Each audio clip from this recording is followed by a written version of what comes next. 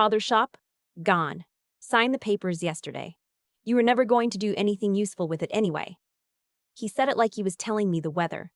Like he hadn't just reached into my chest and pulled something out. I remember the exact moment.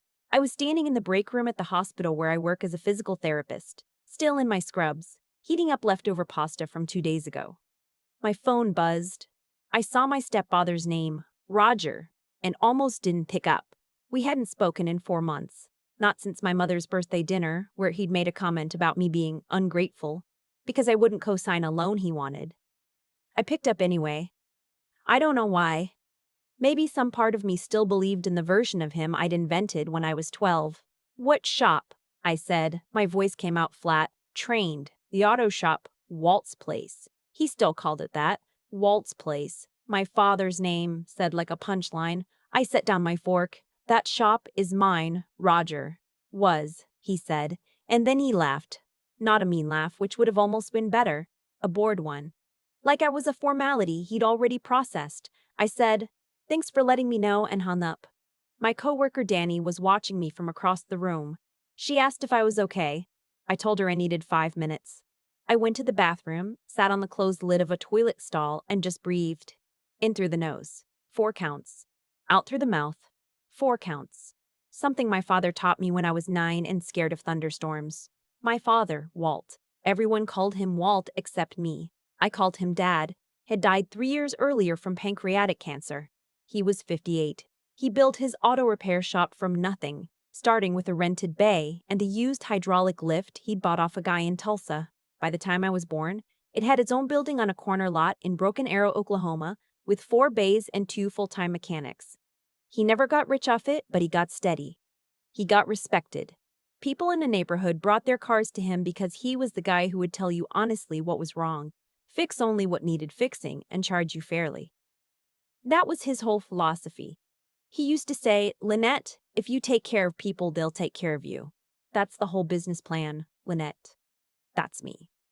When he got sick, I was 29 and living 40 minutes away in Tulsa. I drove out every weekend. I learned how to make his soup, the one with the white beans and smoked sausage, because it was the only thing he could keep down toward the end. We watched a lot of old westerns. He talked more in those last months than he ever had in my entire childhood. He told me about his own father, about building the shop, about my mother, about the years before Roger. He also told me about the will. "The shop goes to you," he said one evening. We were watching a John Wayne movie neither of us was really watching. I want you to know that clearly. Not your mother, not Roger, you. I'd spoken to an attorney. I told him I didn't want to talk about that. "Well, I need to," he said, "so listen." He had updated his will. The shop, the property it sat on, the equipment, and a small savings account were designated entirely to me. He had also, on the advice of his attorney, placed the property into a revocable living trust with me as sole beneficiary, not because he expected trouble, but because trusts avoid probate, which can drag on for months and cost money neither of us needed to spend. His attorney, a quiet woman named Ellen who he trusted for years, had handled everything. I had a copy of the documents. I had signed the trust paperwork as beneficiary. I knew exactly what I had.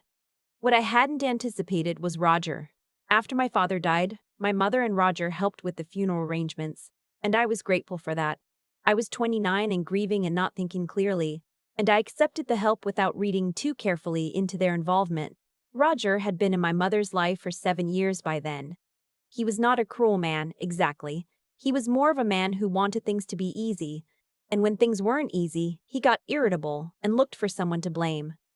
He had always had opinions about the shop, about what I should do with it.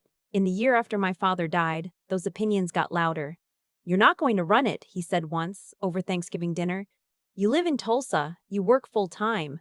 What are you going to do, drive out here and change oil on weekends?" "I have a manager," I said. "Marcus is running the day-to-day. Manager Steele," Roger said. He said a lot of things like that. Declarative statements, no evidence, said as if experience had simply handed him universal truths. "Marcus has worked there for 11 years, I said. "He worked for my father." Roger shrugged. He said maybe I should just sell it. Take the money, put it in something sensible. He said the auto industry was changing. that electric vehicles were going to make shops like that obsolete. I said I wasn't selling. He brought it up again at Christmas. And again in March, when my mother called to check in and handed the phone to him midway through the conversation. The idea never changed. Sell the shop. Simplify things. And underneath it, though he never said it directly, there was always something about the money. Roger had made some bad investments. He talked vaguely about debt. My mother had started being careful about what she said on the phone, which told me more than she intended. 18 months after my father died, Roger approached me with a proposal. He wanted to buy out my interest in the shop at a price he had calculated himself, which was roughly 60% of what a commercial real estate appraiser had quoted me the previous spring. I told him I wasn't interested. He told me I was being sentimental. I told him sentimentality was not a flaw. He left the room. 3 months after that conversation, he called me on a Tuesday afternoon in February to tell me he had sold it. I sat in that bathroom stall for 5 minutes. Then I washed my hands, went back to the break room, finished my pasta, and picked up my afternoon patience. What Roger didn't know, what he had apparently not bothered to find out, was that you cannot sell a property held in trust without the authorization of the beneficiary. My name was on that trust. The shop wasn't in my father's estate. It wasn't in my mother's name. It was in a trust. And I was the only person who could authorize a transfer of that property. Whatever Roger had signed, whoever he had spoken to, whatever paperwork had exchanged hands, it was not a legal sale. It could not be. I called Ellen that same evening. She answered on the second ring. I told her what Roger had said. She was quiet for a moment. Then she said, "Lynette, do you still have your copy of the trust documents?" I had them in a fireproof lockbox in my closet. I had the originals. I had scanned copies uploaded to my personal cloud storage. I had done these things because my father had told me to. Then nothing has been transferred, Ellen said. A buyer may believe they purchased something, but no title company would have been able to clear the title without your signature.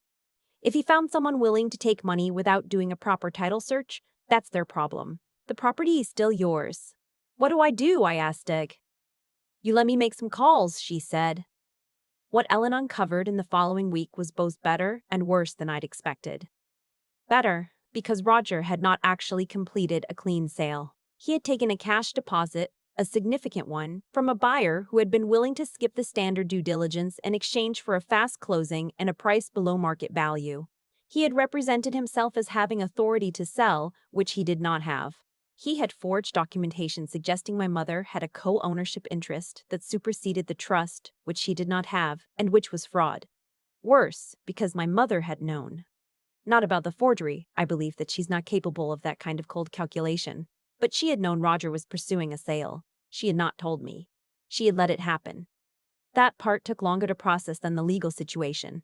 Alan filed the necessary paperwork to formally assert the trust's ownership of the property and notify the county clerk that no valid sale had occurred. She sent a letter to the buyer's representative explaining the situation. She referred the forgery matter to a colleague who specialized in civil fraud. I didn't pursue criminal charges. That decision was mine, and I made it carefully.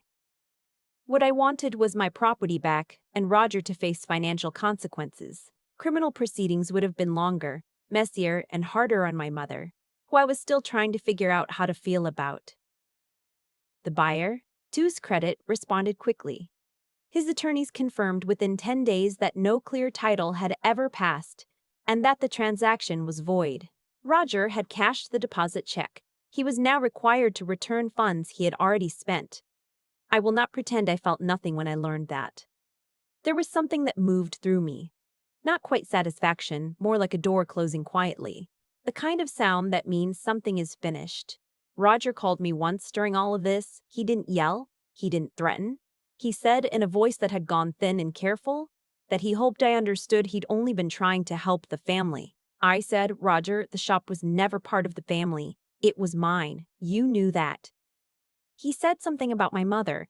I said, "I hope you work that out." And I hung up. My mother called the next day. She cried.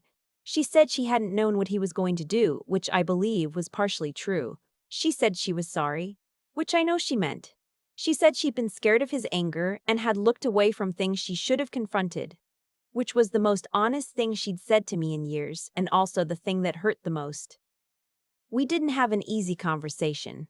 We didn't have resolution. We had a beginning, which is all I could offer her then.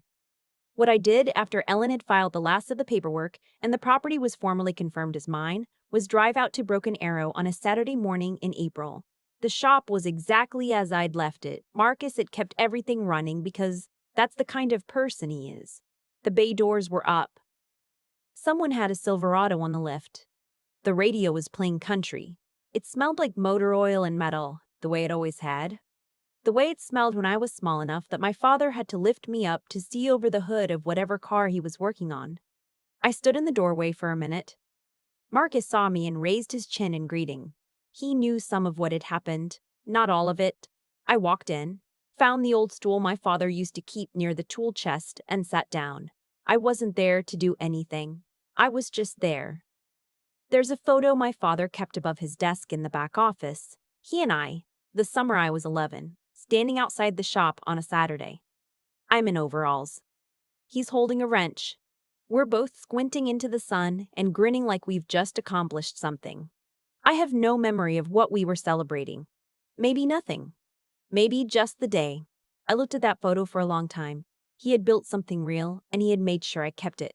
He hadn't trusted luck or goodwill or family harmony to protect what he wanted me to have. He had done it right.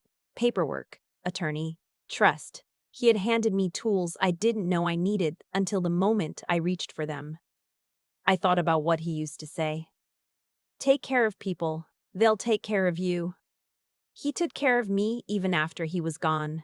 That's the thing about this story that I keep coming back to. The part that matters beyond Roger and the forgery and the legal back and forth and all of it. My father knew something could go wrong. He didn't say that. He didn't want to plant fear. He just quietly made sure that if it did go wrong, I would be okay. I sat on that stool until Marcus came to ask if I wanted coffee. I said yes. We drank it at the workbench, talking about a carburetor replacement he was debating and whether the town was finally going to widen the intersection at the end of the block. Normal things. Everyday things. My father's shop. My shop. Still standing, still running, still exactly what he built it to be. Outside, the April sun was doing what April sun does in Oklahoma. Coming in sideways and warm, like it's trying to tell you something. I finished my coffee. I set the mug on the bench. I looked around at the bays and the tools and the old calendar on the wall that nobody had bothered to update since February. I stayed a little longer than I needed to. That's the only part of any of this I have no regrets about. I keep thinking about the stool. That old wooden stool my father kept near the tool chest, worn smooth on the seat from years of him sitting there between jobs drinking coffee, watching his mechanics work. I sat on it that April morning and I didn't feel like I'd won something. I felt like I'd held on to something, which is different. People ask me sometimes when I tell pieces of this story, whether I feel angry, about Roger, about my mother, about all of it. And the honest answer is that the anger was there, but it wasn't the thing that saved me. What saved me was a filing cabinet, a fireproof lockbox, an attorney named Ellen who answered on the second ring. My father had done the right thing quietly, without drama, without telling me to be afraid. Just making sure that if the world got complicated, I would have what I needed to stand on solid ground. That's the part I can't stop turning over. Roger made his move assuming no one had thought ahead. He assumed that grief makes people careless, that a daughter in her 30s working full-time wouldn't have read the paperwork, wouldn't have kept the originals, wouldn't know exactly what she had. He wasn't entirely wrong about the world. Plenty of people don't. But my father had raised me to pay attention, to understand what I was signing, to treat important documents like they mattered, because they do. That's not a small thing. That's a form of integrity that doesn't announce itself. It just sits quietly in a lockbox until the day you need it. And Roger's choices had a logic too, just a different one. He wanted something that wasn't his and he reached for it anyway, and then the reaching caught up with him. Not because the universe punished him. Because actions have weight. Because forging documents leaves a paper trail. Because a title company cannot clear a title that doesn't belong to the seller. Cause and effect. Plain and unglamorous and utterly reliable. My mother is a harder thing to reckon with. She looked away when she should have looked straight at it, and that caused something between us that hasn't fully come back. I don't hate her for it. I understand the particular kind of fear that makes a person go quiet when they should speak. But understanding it doesn't erase it. Some consequences are just the shape of what happened.